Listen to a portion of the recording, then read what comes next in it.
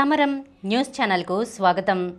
ఈనాటి ముఖ్యాంశాలు: కొత్తగా 3 జిల్లాలు, 5 రెవెన్యూ డివిజన్లు, మంత్రివర్గ ఉపసంఘ సిఫార్సులకు సీఎం ఆమోదం, చదువుకున్నవారు తప్పు చేస్తే కఠిన చర్యలుండాలి, బంగాళాఖాతంలో ఒకేసారి 2 వాయుగుండాలు, మీకు ఆ అధికారమే లేదు, నీటి కేటాయింపులను తిరగదోడేందుకు వీల్లేదు, కృష్ణా ట్రైబ్యునల్ 2కు ఆంధ్రప్రదేశ్ స్పష్టీకరణ, యువతరం బహుముఖ ప్రతిభ కనబరచాలి, సంక్షేమ హాస్టళ్లలో తనిఖీలు తప్పనిసరి, గన్నవరం, పెనమలూరు, నూజివీడు, కైకిలూరుపై నిర్ణయం వాయిదా, ఉమ్మడి కృష్ణా సంగతి తాను చూసుకుంటానన్న సీఎం చంద్రబాబు, మోకాళ్ల నొప్పులు, ఫిజియోథెరపీపై అవగాహన అవసరం, క్లీన్ స్వీప్ ముంగిట దక్షిణాఫ్రికా, అదనపు కొవ్వు తగ్గేదేలా?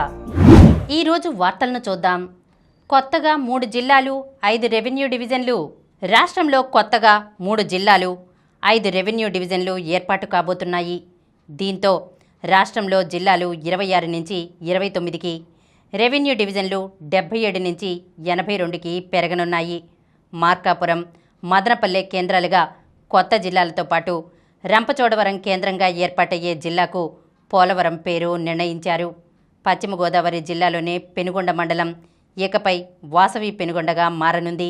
జిల్లాలు, రెవెన్యూ డివిజన్లు, మండలాల సరిహద్దుల మార్పులు చేర్పులపై ఏర్పాటైన మంత్రివర్గ ఉపసంఘంతో సచివాలయంలో సీఎం చంద్రబాబు మంగళవారం సమీక్షించారు. ఈ సందర్భంగా మంత్రివర్గ ఉపసంఘం సిఫార్సులపై చర్చించి ఆమోదముద్ర వేశారు.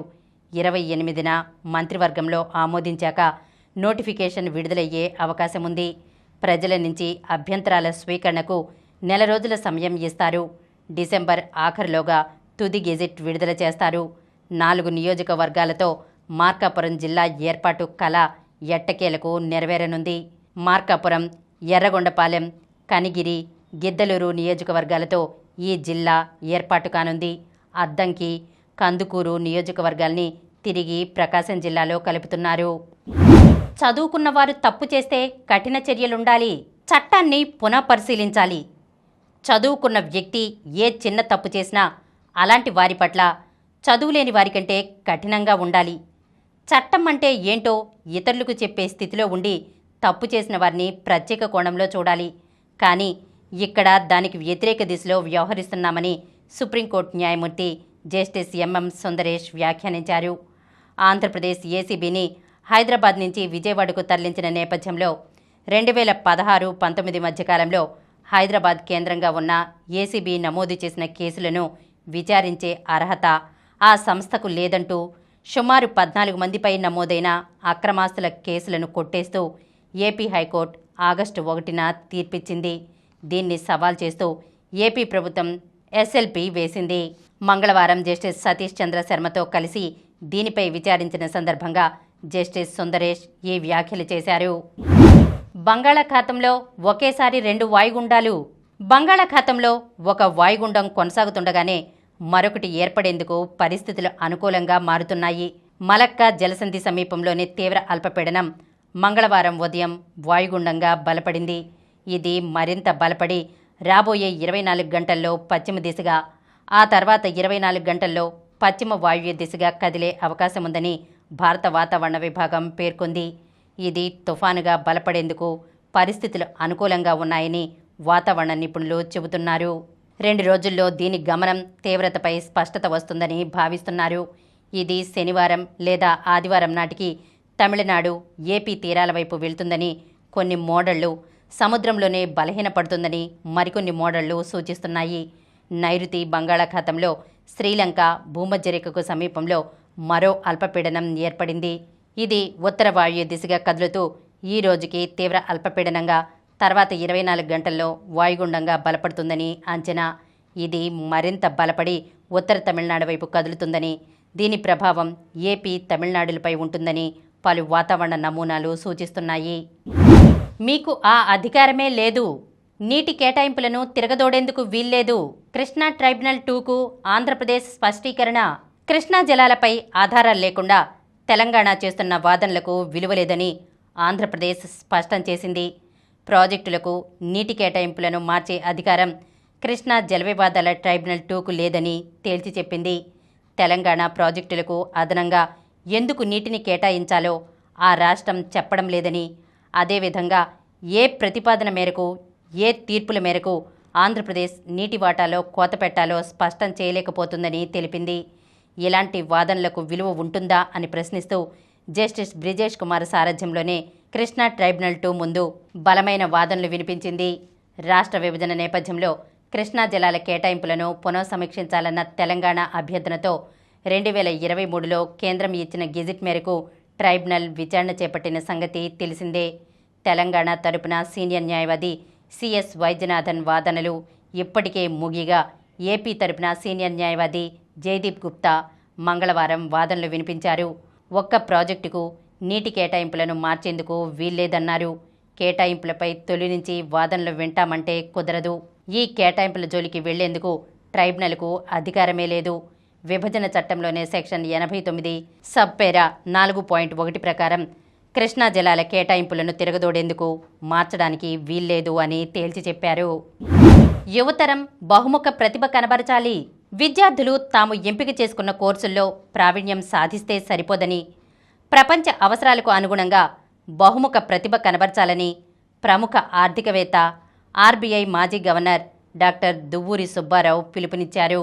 విజయవాడలోని PB Siddhartha arts and science college స్వర్ణోత్సవ సంవత్సరం సందర్భంగా మంగళవారం సిద్ధార్థ ఆడిటోరియంలో నిర్వహించిన కార్యక్రమంలో ఆయన ముఖ్య అతిథిగా పాల్గొన్నారు.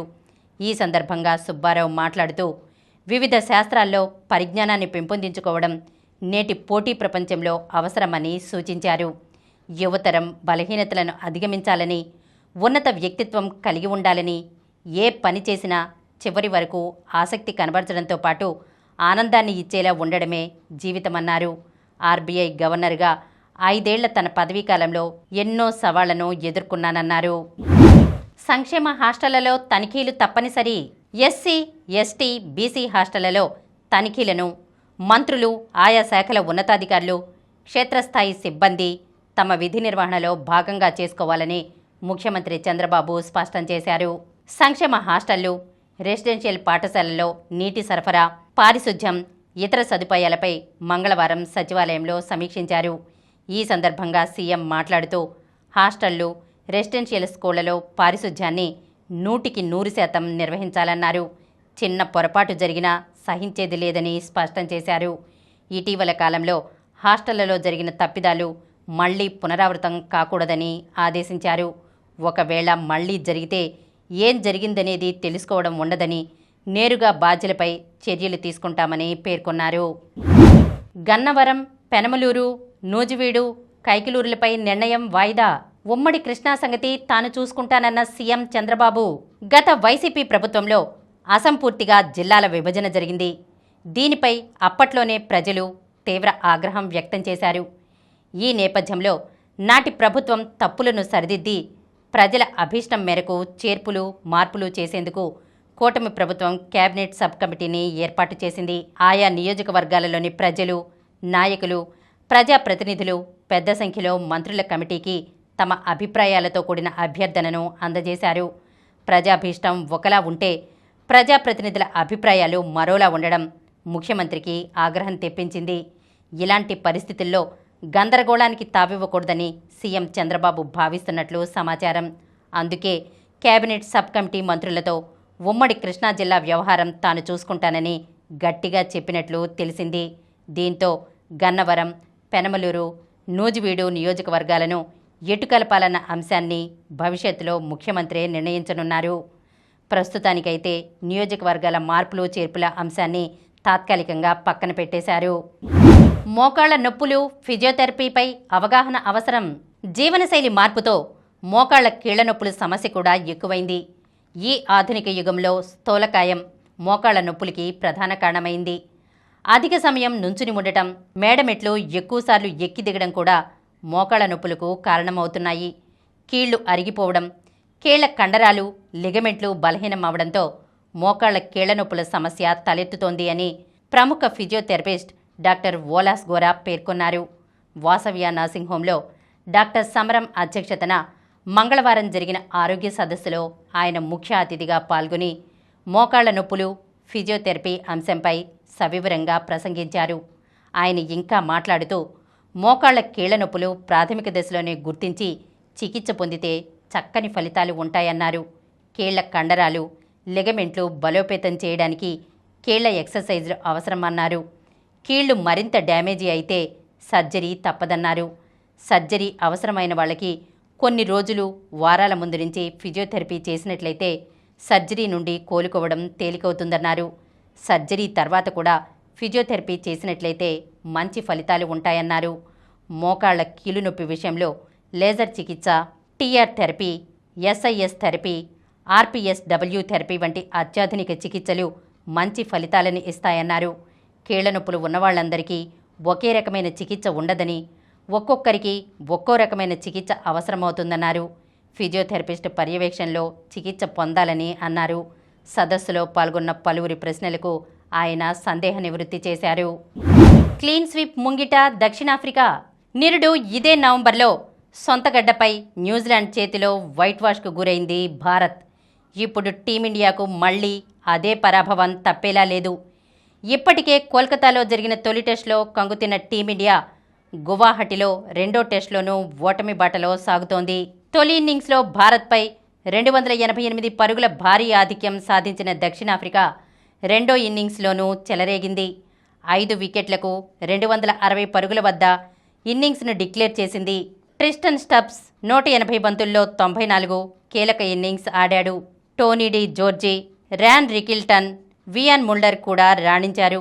ఏకంగా 549 పరుగుల లక్ష్యంతో బరిలోకి దిగిన భారత్ 4గో రోజు ఆట చివరికి రెండో ఇన్నింగ్స్లో 2 వికెట్లకు 27 పరుగులు చేసింది.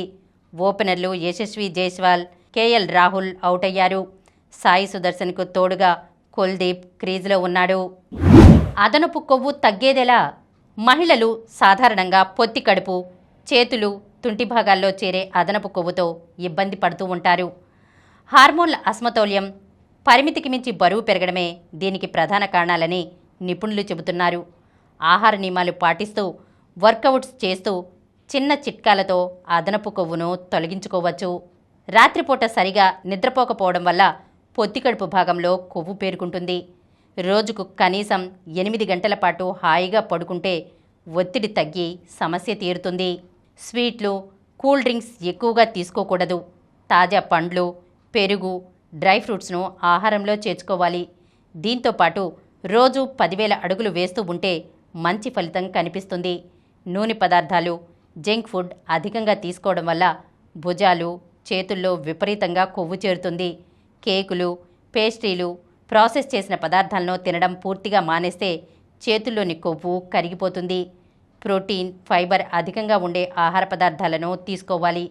రోజుకు 2 గుడ్లు తినడం శ్రేయస్కరం. చేతులను తరచూ కదిలిస్తూ ఉండాలి.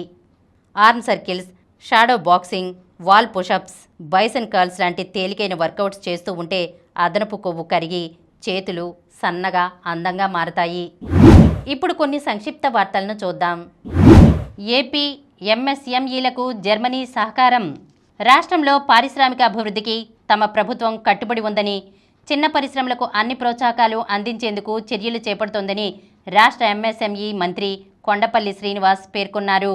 మంగళవారం చెన్నైలోని హిల్డన్ హోటల్లో Indo German chamber of commerce 59వ వార్షిక ప్రాంతీయ సదస్సుకు రాష్ట్రం తరపున మంత్రి హాజరయ్యారు. Indo German chamber of commerce, AP ప్రభుత్వం సంయుక్తంగా ఏపీలో ఎంఎస్ఎంఈల ప్రోత్సాహకానికి సంబంధించి లెటర్ ఆఫ్ ఇంటెంట్పై సంతకాలు చేశారు. డిసెంబర్లో 3 విడతల్లో తెలంగాణలో పంచాయతీ ఎన్నికలు. తెలంగాణలో గ్రామ పంచాయతీ ఎన్నికల నగారా మోగింది. 3 విడతల్లో డిసెంబర్ 11, 14, 17 తేదీల్లో నిర్వహించేందుకు రాష్ట్ర ఎన్నికల సంఘం మంగళవారం షెడ్యూల్ విడుదల చేసింది. చరిత్ర సృష్టించిన టీటీ జట్టు. ఐటీటీఎఫ్ ప్రపంచ యూత్ టేబుల్ టెన్నిస్ ఛాంపియన్షిప్లో భారత జట్టు చరిత్ర సృష్టించింది. ఈ ప్రతిష్టాత్మక టోర్నీలో తొలిసారిగా భారత అండర్-19 జట్టు ఫైనల్లోకి దూసుకెళ్లింది. 2026 టీ20 ప్రపంచ కప్ షెడ్యూల్ విడుదల. ఫిబ్రవరి 15న భారత్ వర్సెస్ పాకిస్తాన్. మరిన్ని వార్తా విశేషాలతో రేపటి సమరం న్యూస్ ఛానల్లో మళ్ళీ కలుద్దాం.